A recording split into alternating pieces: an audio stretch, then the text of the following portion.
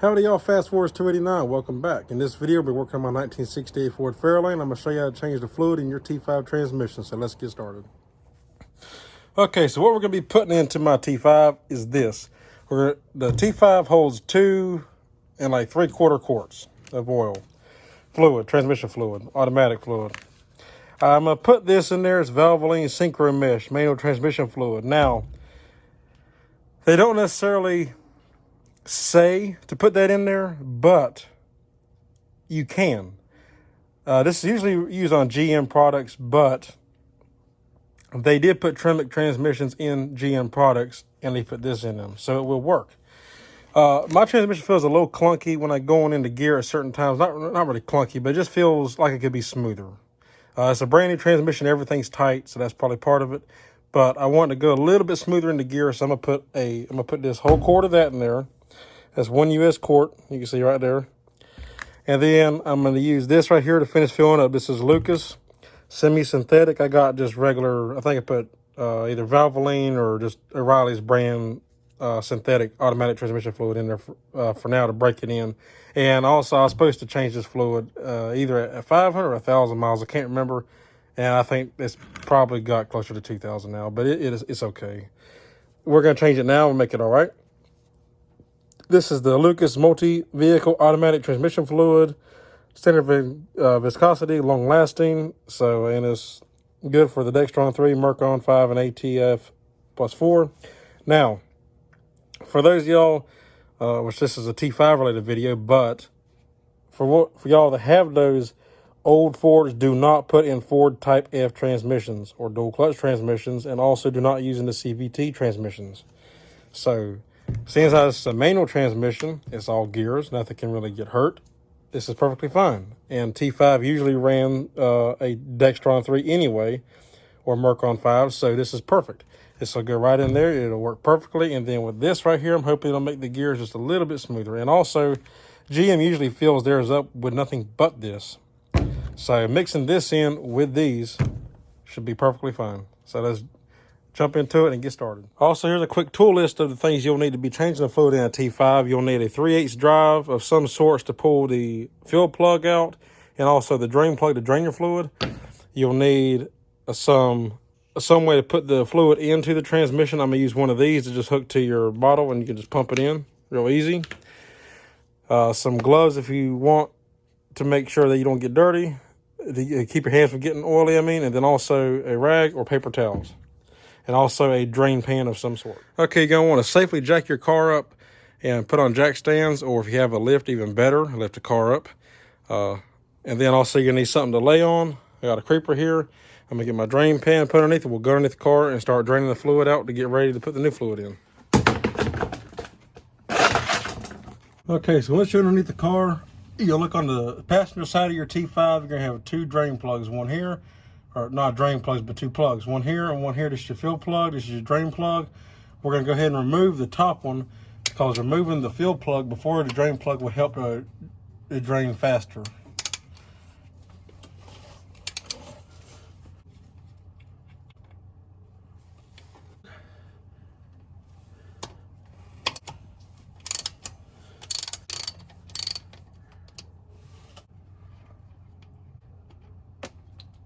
Okay, once we got that removed, we're just going to sit here and let it drain down, and once it stops dripping, stops draining, it just comes to a steady, or not steady drip, but every now and then drips or stop dripping altogether. We'll move on to the next step. All right, while we're waiting on that to drain down, we can clean. I went ahead and put my drain plugs on the wire wheel to clean them up. We're going to put some Teflon tape on them to make sure they don't leak after we install them.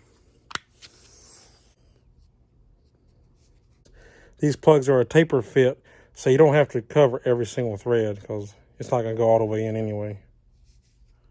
Get a few good tight turn wraps on it. And just like so, make sure whenever you're wrapping your threads, make sure you end with the tail pointing in the direction of opposite of where it turns in, so it doesn't pull the tape off. And there we go.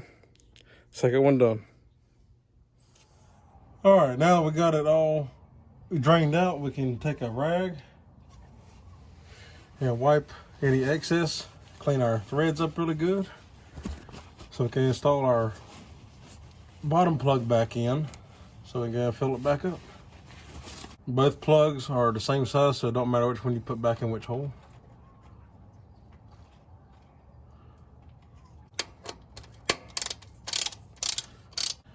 Now when you're tightening these down, remember this is a steel plug going into aluminum. So you don't want to over tighten it. You just want to snug it so that it doesn't leak.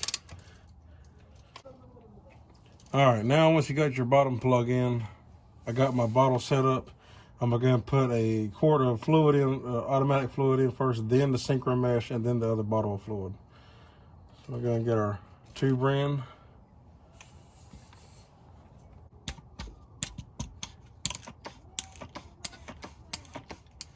Now I can put our synchromesh in.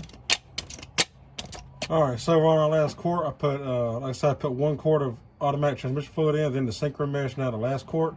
And it's only gonna take about 3/4 of this quart. It's not gonna take the whole quart. And what you wanna watch for when you're filling this up is for it to start running back out. Whenever you start getting fluid running back out of your fill plug, then you know it's full. You can pull the hose out, wipe it, any excess. It's still gonna keep draining back out, but you can go and wipe it, put your plug in, tighten it down, then wipe up your mess afterward.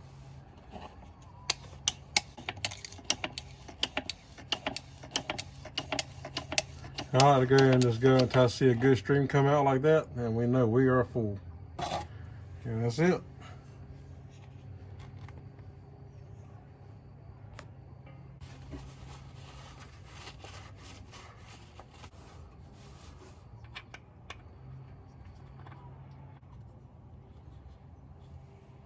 Same procedure, don't ever tighten it. It's just going into aluminum, you just want to snug it down.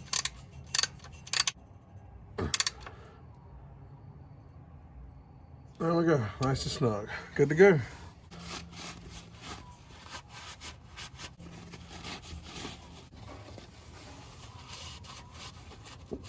Alright guys, well, that's it. We are done. We got the car back on the ground. It's full. And I like to usually run my transmissions in on the stand before letting them down. You don't have to, especially if it's already a broken. Let me tell you that back. You highly recommend it with automatic, but with a manual, you don't have to. I just like to for reassurance. So I'll go through the gears, go through each gear first, all the way to whatever gear your end's in. But in this case, a 5-piece, I go from first to 5th gear on the stands, run it through, get the lubricant mixed together real good, especially with that synchro mesh I put in there, and get it worked through the transmission. Then I'll stop the wheels and go into reverse and work it in just to make sure everything's lubed up, you know, before you start out on the road. So it's good to go. I'm gonna go drive it, and hopefully now them shifts will be a little bit smoother with that synchro mesh in there. So I hope that'll work. If y'all like the video, give me a thumbs up. I'd appreciate it. If you're not subscribed, consider subscribing. As always, I'd appreciate that. And if you have any questions, comments, or concerns, leave them in the comment box down below, and I'll get back to you.